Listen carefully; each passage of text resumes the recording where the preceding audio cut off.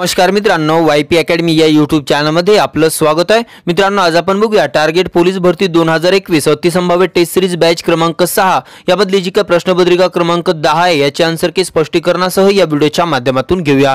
तत्पूर्वी जर तुम्ही आमच्या चॅनलला नवीन असाल तर आमच्या चॅनलला सबस्क्राइब करा आणि बेल आयकॉन सुद्धा दाबा, जेणेकरून पोलीस भरतीविषयी जे नवनवीन व्हिडिओ असतील ते तुमच्याकडून मिस होणार नाही। चला तर मित्रांनो, सुरू करूया आजचा व्हिडिओ। बघा मित्रांनो, या ठिकाणी हा जो पेपर आहे तो 7 मार्च 2021 रोजी झालेला, वेळ आहे 90 मिनिटे, एकूण 100 प्रश्न 100 गुणासाठी आणि प्रश्नपत्रिका क्रमांक आहे 10। आता यामधले जे काही मराठी व्याकरणाचे 25 प्रश्न आहे मित्रांनो ते स्पष्टीकरणासह घेऊया। त्याआधी जे उमेदवार नवीन असतील, YP अकॅडमीची टेस्ट सिरीज जॉइन करण्यासाठी इच्छुक असेल त्यांनी 70 57 396 143 या नंबरवरती संपर्क करायचा आहे। यामध्ये तुम्हाला 10 PDF पेपर मिळणार आहे। प्रत्येक पेपर 100 मार्क्स असेल, प्रत्येक पेपरची आन्सर की मिळेल आणि प्रत्येक पेपरचं तुम्हाला व्हिडिओद्वारे स्पष्टीकरण WhatsApp वरती मिळणार आहे। याची जी फी आहे ती आहे 100 रुपये।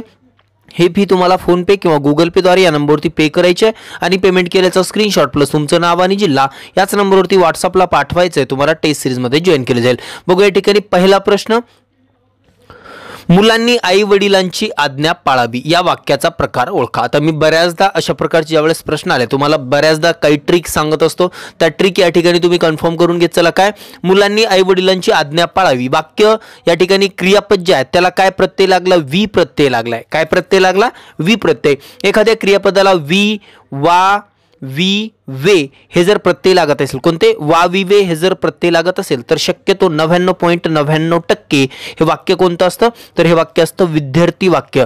त्यामुळे या ठिकाणी क नंबरचा ऑप्शन आहे विद्यार्थी। त्यानंतर समोरचा प्रश्न, दही या शब्दाचा प्रकार कोणता आहे, तत्सम, तद्भव, परभाषिक आणि यापैकी नाही।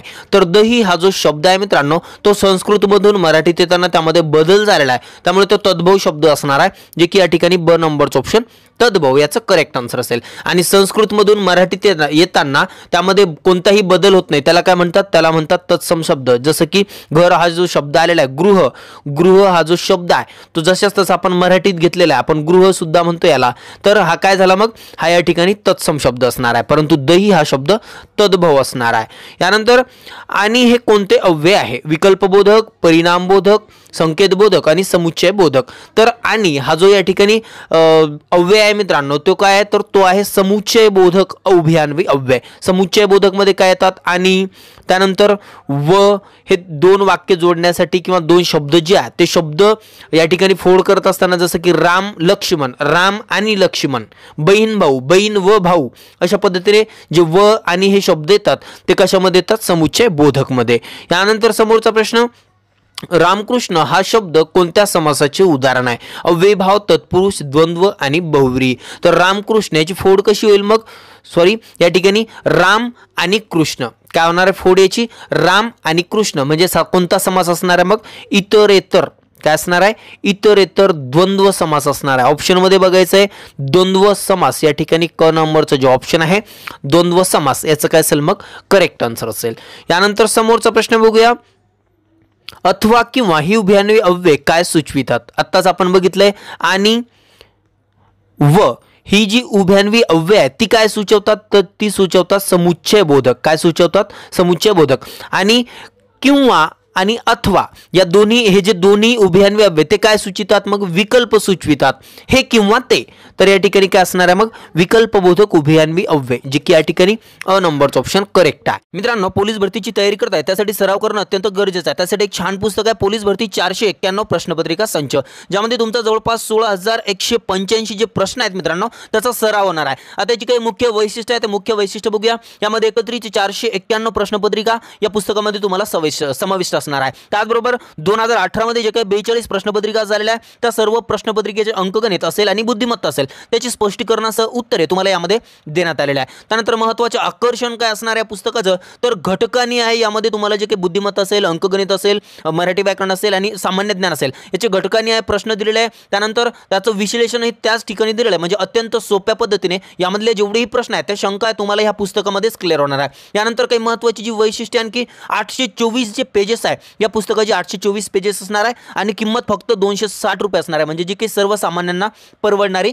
एवढी असणार आहे. तर बघा मित्रांनो, महाराष्ट्रातली सर्व जे बुक स्टोअर आहे त्या ठिकाणी अवेलेबल आहे. शेवटचा पर्याय तुम्हाला मिळतच नसेल तर व्हिडिओच्या डिस्क्रिप्शनमध्ये लिंक आहे, त्या लिंकवर क्लिक करून तुम्ही जी ऑनलाईन प्रत आहे ती तुमची बुक करू शकता. मित्रांनो, हे जे पुस्तक आहे नक्कीच खरेदी करा. पोलीस भरतीच्या उमेदवारासाठी पुस्तक एक वरदान असणार आहे. पुढचा प्रश्न, शर्वरी या शब्दाचा समानार्थी शब्द ओळखा. श्री, वेल, रात्र आणि बाण. आता शर्वरी म्हणजे काय, तर शर्वरी म्हणजेच रात्र. क नंबरचा ऑप्शन या ठिकाणी करेक्ट आहे, कारण शर्वरी या शब्दाचे समानार्थी शब्द कोणकोणते आहे, रात्र, निशा, रजनी, यामिनी.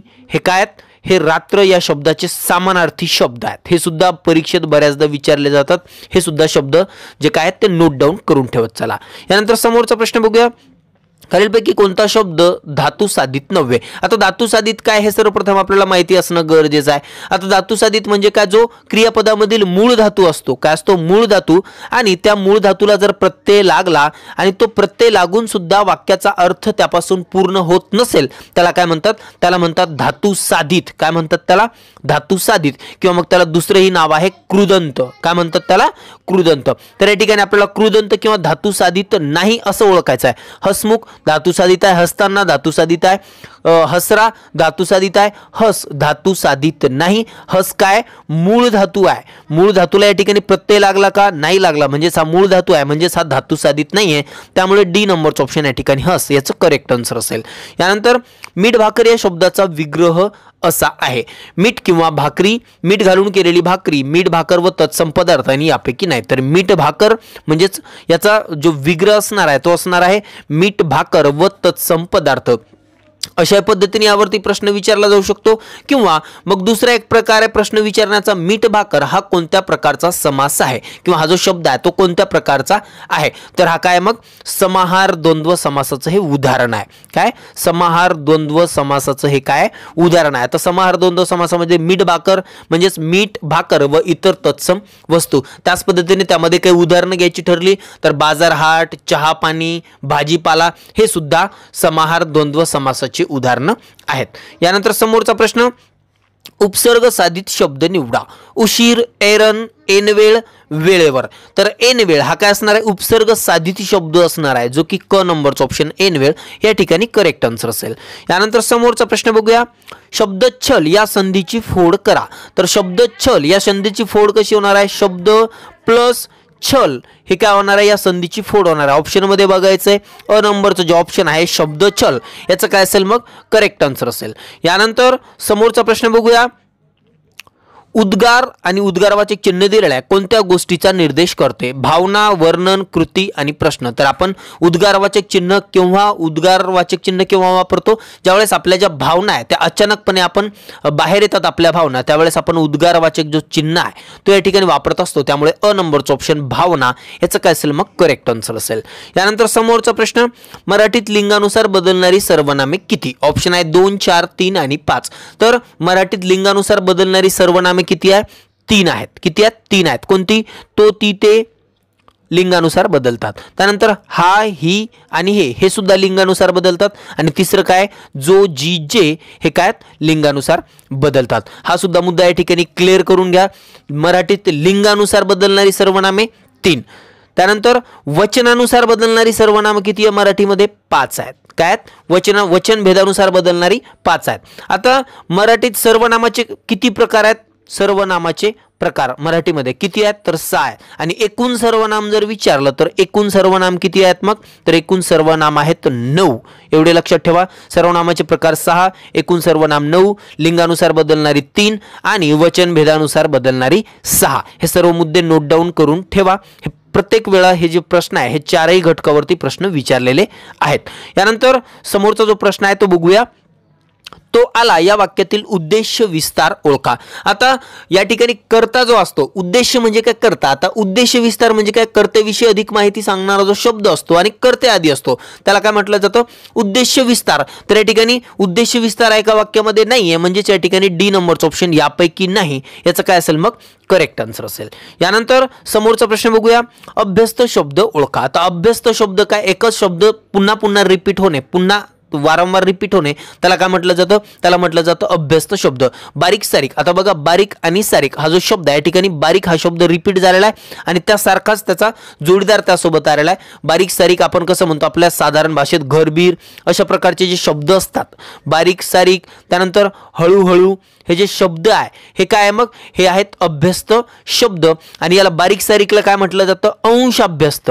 अंशाभ्यस्त. आणि हळूहळू जशास तसा रिपीट झालेला आहे, पैसाच पैसा जशास तसं रिपीट झालेला आहे, हा काय झाला मग पूर्णाभ्यस्त शब्द झाला. काय झाला, पूर्णाभ्यस्त शब्द. पूर्णाभ्यस्त आणि अंशाभ्यस्त यातला फरक सुद्धा लक्षात घ्या, कारण बारीक सारीक हा शब्द तुम्हाला वरती देतील आणि विचारतील हा शब्द कोणत्या प्रकारचा आहे, अंशाभ्यस्त, पूर्णाभ्यस्त, त्यानंतर सामासिक शब्द आणि दुसरा एखादा ऑप्शन असेल, तर तुमचं उत्तर काय असेल, बारीक सारीक साठी अंशाभ्यस्त शब्द.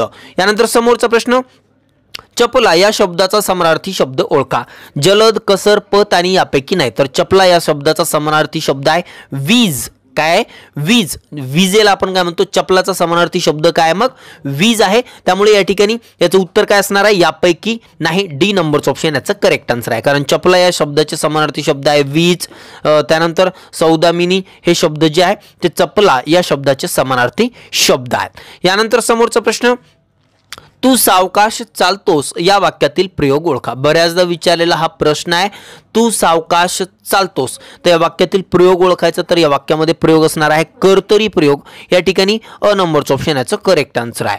यानंतर माहूत म्हणजे काय, तर सरकशीत काम करणारा, हत्तीला काबूत ठेवणारा, प्राण्यांची शिकार करणारा आणि यापैकी नाही. तर या ठिकाणी बघा माहूत म्हणजेच हत्तीला काबूत ठेवणारा, जो की बी नंबरचं ऑप्शन या ठिकाणी करेक्ट आहे. यानंतर सोक्षमोक्ष लावणे याचा विरुद्ध अर्थ पुढील पैकी कोणता. आता सोक्षमोक्ष लावणे याचा विरुद्धार्थी असणार आहे घोळत ठेवणे. काय, घोळत ठेवणे, जे की अ नंबरचं ऑप्शन याचं करेक्ट आन्सर आहे. यानंतर समोरचा प्रश्न, अरे रे फार वाईट झालं वाक्याचा प्रकार ओळखा. विद्यार्थी, संकेतार्थी, उद्गारार्थी आणि यापैकी नाही. जास्त डोकं लावायची गरज नाही, उद्गारवाचक चिन्ह आहे, त्यामुळे हे वाक्य काय असणार आहे, मग उद्गारार्थी असणार आहे, जे की क नंबरचं ऑप्शन याचं करेक्ट आन्सर आहे. यानंतर समोरचा प्रश्न, पाह धातूचे भूतकाळी तृतीय पुरुषी रूप ओळखा. पाह, पाहिले, हे काय असणार आहे, भूतकाळी रूप आणि तृतीय पुरुषी आहे, त्यामुळे पाह या धातूचे भूतकाळी रूप असणार आहे पाहिले. या ठिकाणी अ नंबरचं ऑप्शन करेक्ट आहे. यानंतर समोरचा प्रश्न, खालीलपैकी मूर्धन्य व्यंजन कोणते. ऑप्शन आहे क, ठ, च आणि यापैकी नाही. तर या ठिकाणी आपल्याला मूर्धन्य विचारलंय, तर मूर्धन्य व्यंजन आहे ठ. या ठिकाणी ब नंबरचं जे ऑप्शन आहे ठ याचं काय असेल, करेक्ट आन्सर असेल. तर मूर्धन्य व्यंजन कशाला म्हणतात, तर कंठ आणि टाळू, कंठ आणि टाळू या दोन्ही मधील जी जागा असते त्याला काय म्हटलं जातं, त्याला म्हटलं जातं मूर्धा. आणि त्यालाच त्या ठिकाणी उच्चार करत असताना त्या ठिकाणी जर जिभेचा स्पर्श होत असेल तर त्याला काय म्हटलं जातं, त्याला म्हटलं जातं मूर्धन्य व्यंजन. आता मूर्धन्य व्यंजन कोणते आहे, ट, ठ, ड, ढ, न. ज्या ठिकाणी चिंच आपण चघळतो त्या ठिकाणी जिभेचा जर स्पर्श होत असेल तर त्याला मूर्धन्य व्यंजन असं म्हणतात. ट, ठ, ड, ढ, न आणि र, श आणि ळ हे काय आहेत, मग हे आहेत मूर्धन्य व्यंजन. त्यामुळे या ठिकाणी ब नंबरचं ऑप्शन ठ याचं काय असेल, मूर्धन्य व्यंजन असणार आहे.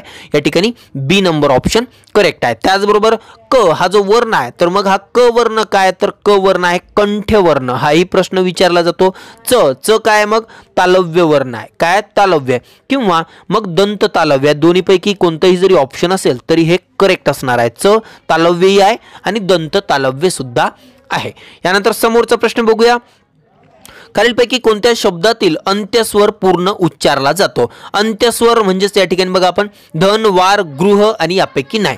तर या ठिकाणी अंत्यस्वर, अंत्यस्वर म्हणजे धन, न च्या मध्ये जो काही अ मिसळलेला आहे स्वर तो पूर्ण उच्चारला जातो का नाही. धन, वार, गृह, ह ह वरती आपण जोर देतो म्हणजेच अ यामध्ये उच्चारला जातो. हा जो अ स्वर आहे तो अंत्यस्वर आहे आणि तो आपण उच्चारतो, म्हणजेच या ठिकाणी क नंबरचं ऑप्शन याचं करेक्ट आन्सर असेल. यानंतर खालीलपैकी घोष व्यंजन कोणते. श, च, ट यापैकी नाही. तर घोष व्यंजन काय असणार आहे, घोष किंवा त्याला नाद व्यंजन असं म्हणतो आपण. तर या ठिकाणी घोष व्यंजन कोणतं आहे, तर ऑप्शनमध्ये श, च आणि ट आहे. तर यापैकी नाही याचं उत्तर असणार आहे, कारण घोष व्यंजन कोणकोणती आहे, तर य, र, ल, व आणि ह आणि त्यानंतर ळ ही काय आहेत, मग ही आहेत घोष व्यंजन. काय आहेत, ही घोष व्यंजन आहे. श जी आहे त्या ठिकाणी हे घोष व्यंजन नाहीये, च नाहीये, ट नाहीये. तर या ठिकाणी य, र, ल, व आणि ह, ळ ही काय असणार आहे, मग या ठिकाणी जी घोष व्यंजने असणार आहे. त्यामुळे डी नंबरचं ऑप्शन यापैकी नाही, याचं काय असेल करेक्ट आन्सर असेल. दुसराही ऑप्शन पर्याय आहे, घोषला नाद व्यंजन किंवा नादवर्ण असं सुद्धा म्हणतात. यानंतर समोरचा प्रश्न, खालील वाक्यातील अधोरेखित शब्दाचा प्रत्यय कोणत्या विभक्तीचा आहे ते सांगा. मुलांनो हळू चाला. आता मुलांनो नो या ठिकाणी काय विभक्तीचा प्रत्यय. आता नो कोणत्या विभक्तीचा प्रत्यय, तर नो म्हणजेच या ठिकाणी हाक आहे. कोणत्या विभक्तीचा प्रत्यय नाही हा, नो म्हणजेच हाक. मुलांनो म्हणजेच या ठिकाणी हाक आहे. हाक म्हणजेच काय, तर हाक म्हणजे संबोधन. सातवी जी काही विभक्ती आहे सप्तमी त्याच्यानंतरचं काय आहे, संबोधन आहे म्हणजेच हाक. त्याला आपण अ नंबरचं ऑप्शन संबोधन याचं काय असेल मग करेक्ट आन्सर असेल. यानंतर समोरचा प्रश्न, भूतकाळी वाक्य कोणते. ऑप्शन आहे किती छान आहे, किती सुंदर होता तो मोर, काय सुंदर अक्षर आहे तिचे आणि यापैकी नाही. तर भूतकाळी वाक्य किती सुंदर होता तो मोर म्हणजेच या ठिकाणी भूतकाळातील वाक्य होता म्हणजे त्या ठिकाणी भूतकाळातील वाक्य असणार आहे. बी नंबरचं जे ऑप्शन आहे याचं करेक्ट आन्सर असेल. बघा मित्रांनो, अशा पद्धतीने जे काही 25 प्रश्न आहेत ते आपण स्पष्टीकरणासह या व्हिडिओच्या माध्यमातून घेतलेले आहे. यामध्ये तुम्हाला काही अडचण असेल कमेंट बॉक्समध्ये कमेंट करा, नक्की तुमच्या कमेंटला रिप्लाय दिला जाईल.